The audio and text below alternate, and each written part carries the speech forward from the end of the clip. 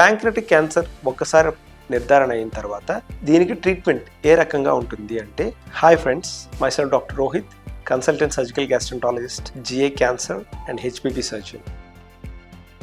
దీన్ని treatment stage వైజ్డ్గా ఉంటుంది. So stage 1, stage 2 pancreatic cancer పేషెంట్స్కి ప్రధానంగా ఆపరేషన్ చేయాలి. ఆపరేషన్ చేసిన తర్వాత కీమోథెరపీ అంటే క్యాన్సర్ సంబంధించిన మెడికేషన్స్ ఇవ్వాల్సిన అవసరం ఉంటుంది.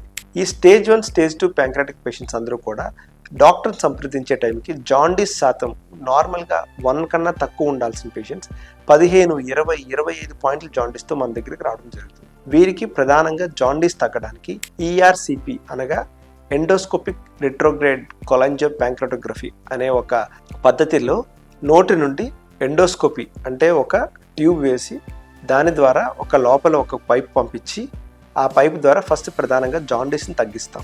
ఆ జాండీస్ తగ్గితే అంటే లెస్ దాన్ 5 పాయింట్స్కి వస్తే మనం మేజర్ ఆపరేషన్ చేస్తాం. ఈ ఆపరేషన్ పేరే విప్పల్స్ ఆపరేషన్ అని అంటాం. దాదాపుగా 6 నుండి 8 గంటలు పడుతుంది. ఈ ఆపరేషన్ నుండి రికవరీ అవ్వడం కూడా అంత ఈజీగా అవ్వము.